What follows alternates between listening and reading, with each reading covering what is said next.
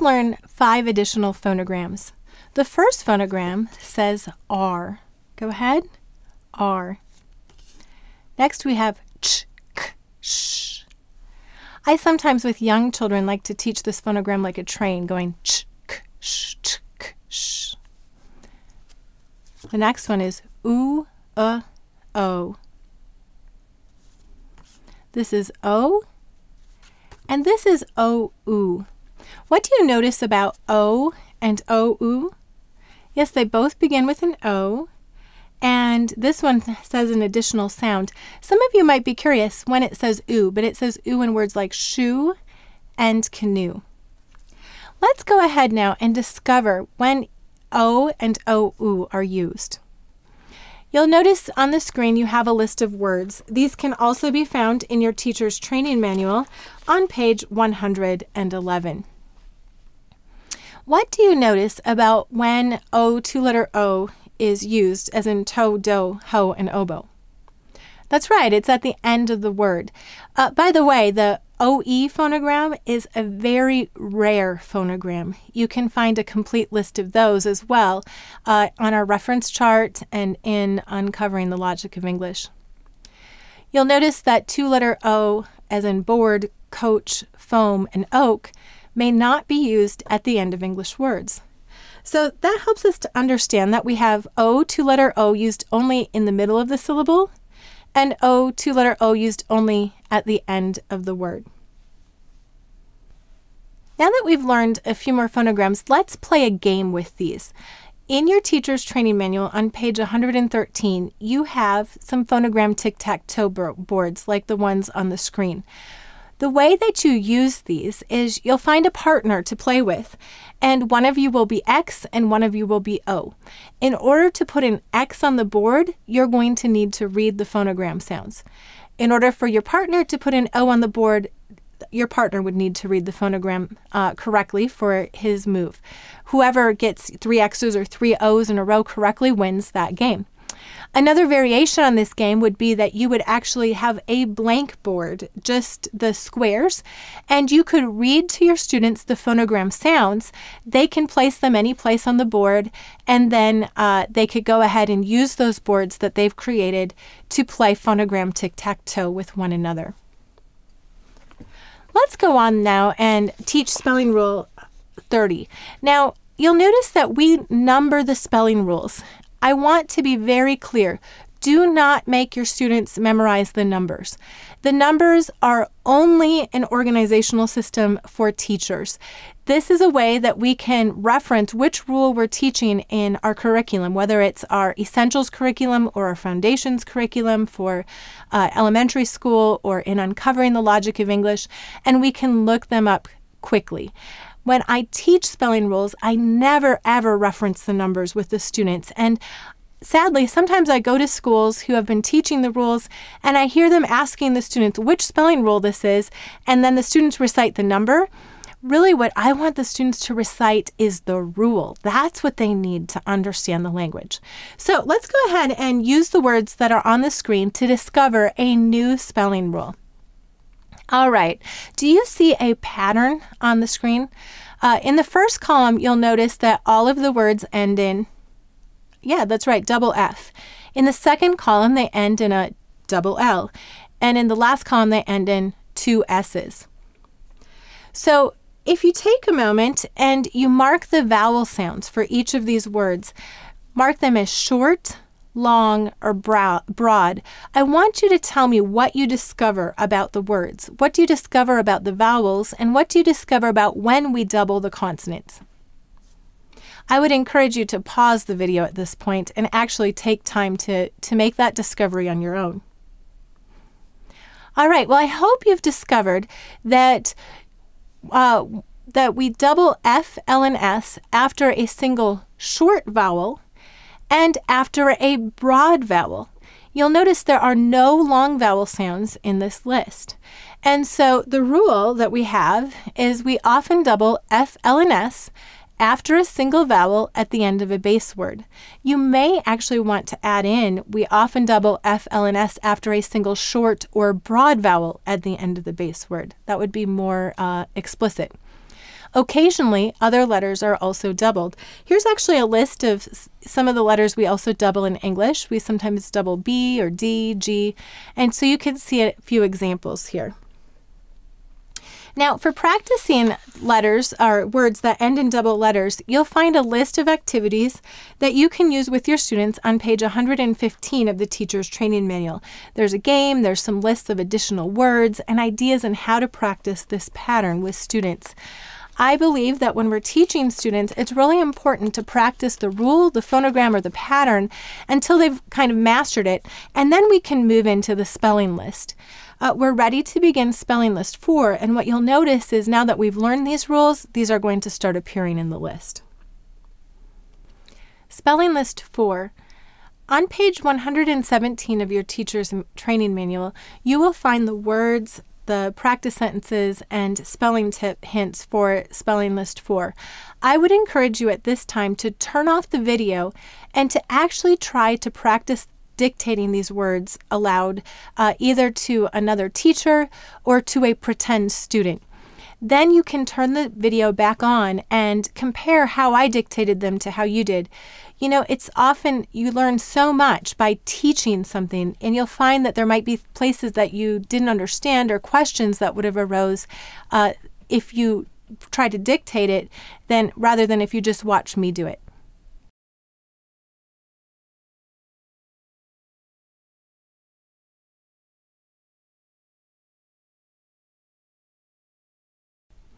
Well, I hope your dictation process went well. Let's cover each of these words together. The first word is glass. The glass is full of water. How many syllables in glass? 1. All right, let's sound it out together. G, L, A, S, S. Very good. Go ahead and write it. As you write it, be sure to sound it out. And now help me to write it by sounding it aloud. Then as you sound it out, I will write. G, L, A, S, S. All right. Why did we double the S in the word glass? That's right, because it's after a single short vowel. Here's a great chance for the students to recite the rule. We often double F, L, and S after a single vowel at the end of the base word. The next word is school. The school is just down the street. School. Let's sound it out together. S, K. Now this is a ch, k, sh. Oo, oo, o, ul. Go ahead and write it. And now help me to write it. S, K, oo, ul. How will we mark this word? That's right, we'll underline the K. Now what sound of ch, k, sh is this? You're right, it's the second sound. When we have a phonogram with multiple sounds, we'll put the number over it to help the student remember that it's saying its second sound, K. By the way, what is the origin of this word? That's right, it's Greek. And then we can underline the oo. The next word is secret. I have a secret to tell you. Say to spell secret. How many syllables in secret? 2. Very good. The first syllable is C, S, E. The second syllable is cret, K. This is a K, S, et. Go ahead and spell it. And now help me to write it. The first syllable is C, S, E. The second syllable is cret, K, et. And why did the E say its long sound? That's right, because it's at the end of the syllable. So let's recite the rule together. A, E, O, U usually say their names at the end of the syllable. The fourth word is ball. The ball rolled down the street. Ball. Let's sound it out together. B, A. This will be an A, ul, ul. Go ahead and write it. And now help me to write it. B, A, ul, ul. Now, what sound of A, is this? Is it the long sound, the short sound, the broad sound? It's the broad sound. And the broad sound is marked by putting 2 dots over it. Just a little hint, A often says aw before an L. So here you'll see there's a pattern where it's before an L and it's saying aw. The next word, the fifth word, is boat. We will go on a boat ride tonight. Help me to sound out boat. B-O. This will be two-letter O that you may not use at the end of English words. T. Very good. Go ahead and write it. And now help me to write it. B-O-T. And how will we mark it? We'll underline the O. The sixth word is paint. They paint beautifully. Go ahead and say it. Paint. Now this time, as we sound it out, I'm going to whisper the sounds because I want the student to be sounding out the sounds nice and loud. My goal as the teacher is just to signal the student if there's any clarification they need for spelling. So go ahead, sound it out nice and loud and I'll whisper along with you. P-A. This is two-letter A that you may not use at the end of English words. T. Very good. All right, go ahead and write it. Now, help me to write it and be sure to sound it out as I write it. P-A-N-T. And how will we mark it? We'll underline the two-letter A. By the way, why could we not spell the word like this? What would this say? That's right, it would say pant, because this says this is not at the end of the syllable. It's closed and it's saying it's short sound. The next word is gray. The sky is gray today. Gray. Let's go ahead and sound it out. G-R-A. This is two-letter A that you may use at the end of English words. Very good. Go ahead and write it. And now help me write it. G-R-A.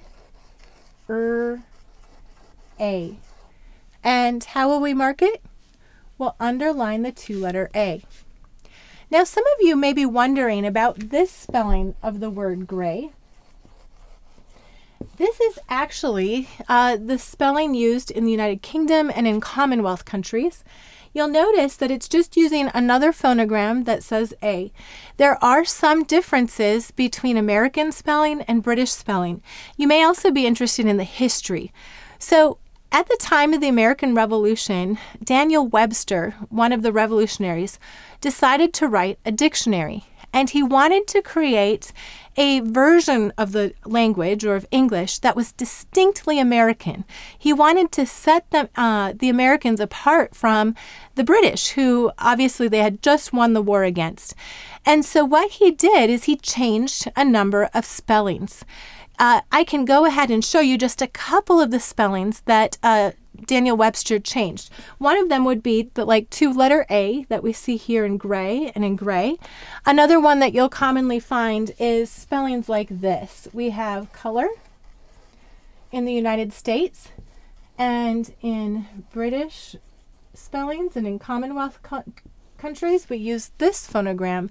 In fact, just a little tip, if you're teaching internationally and want to use British spellings, or if you're teaching in Great Britain or a Commonwealth country, this should become one of the basic phonograms because it's used so often. In American spelling, though, or in the United States, we use this phonogram. There's also a few other examples that I can show you as we go on. And if you want a complete list of the differences between spellings between the different countries, you can see the second edition of Uncovering the Logic of English. There's a great appendix in there that details those. All right, but let's go on to the eighth word. The eighth word is program. We will watch the program at 2 o'clock. How many syllables in program? 2. Very good. The first syllable is pro. P-R-O. Second syllable is gram. G-R-A-M. Very good. Go ahead and write it. And now help me to write it. P-R-O. Second syllable, gram. G-R-A-M. And how will we mark this word? That's right, we'll draw a line over the O because it said its name. Why did it say its name? It's at the end of the syllable. What is the rule? A, E, O, U usually say their names at the end of the syllable. The ninth word is oil. The olive oil is in the cupboard. Oil. Let's sound it out together. Oi. By the way, which kind of oi are you going to use here? That's right. Oi that you may not use at the end of English words. Ul. Go ahead and write it. And help me to write it. Oi. Ul. How will we mark it?